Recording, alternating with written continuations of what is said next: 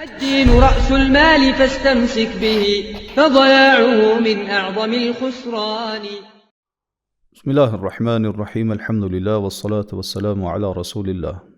Kur muslimani e ndjen, kur muslimani e sjell ndërmend se është I ruajtur prej Allahu subhanahu wa taala.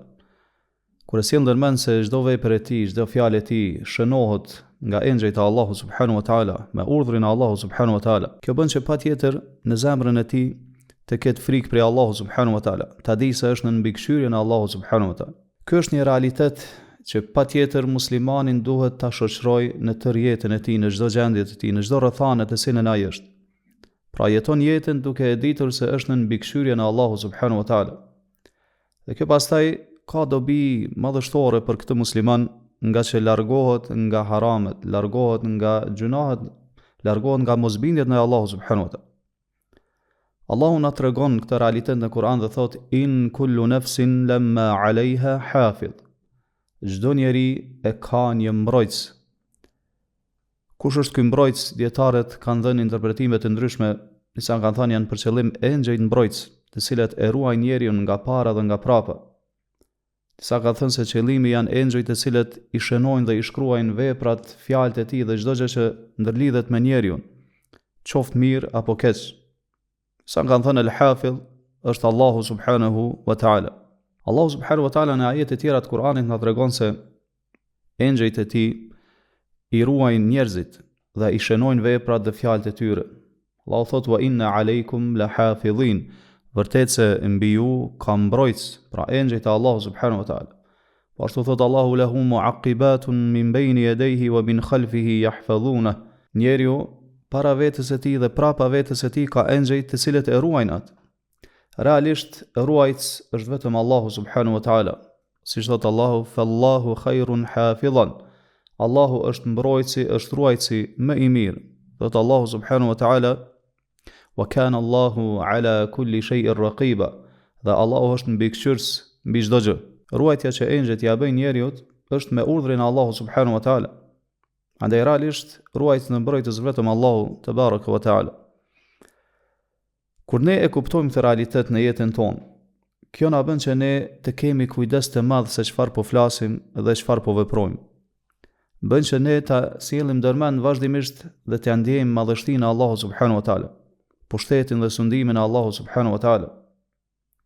Dhe kjo bën që ne pastaj të turprohemi prej Allahut subhanahu wa taala dhe gjymtyrët tona të angazhojmë vetëm në vepra të mira e jo në harame.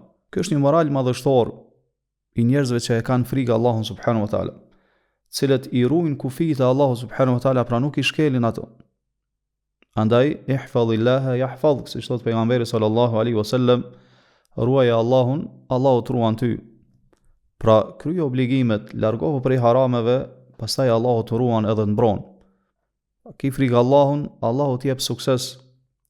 Ki kujdes nga mosbindja ndaj Allahu subhanahu wa taala, sepse kjo bën që pastaj ti të biesh në gradat e ulta.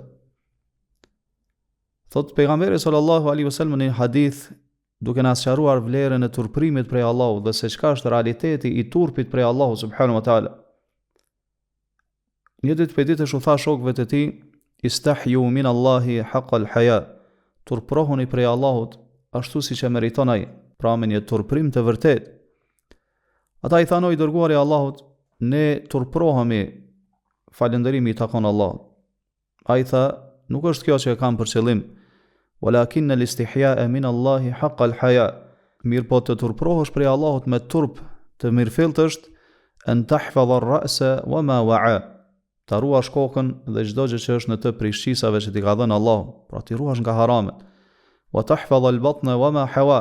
Ta ruash barkun, të mos fusësh në barkun tënd gjëra që I ka ndaluar Allahu subhanahu wa taala. Wa ma hawa, dhe gjymtyr tjera që ndërlidhen me barkun tënd, siç janë pjesët intime në trupin e njerit, pra të mos I bësh haram Allahut me to.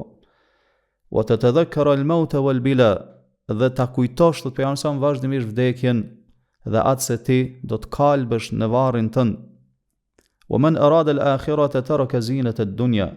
Pastaj tha, kush e dëshiron ahiretin, nuk mashtrohet, nuk preokupohet dhe nuk jepet së tepërmi pas bukurive tjetër së kësaj bote. فمن فعل ذلك فقد استحيا من الله حق الحياء. Dhe kush vepron kështu, tha pejgamberi sallallahu alaihi wasallam, ai është njeri që turprohet prej Allahut me një turp të mirëfillt. Elusim Allahun subhanahu wa taala të na bëjë prej tyre. Sallallahu wasallam ala nabina Muhammad wa ala alihi wa ashabihi ajma'in.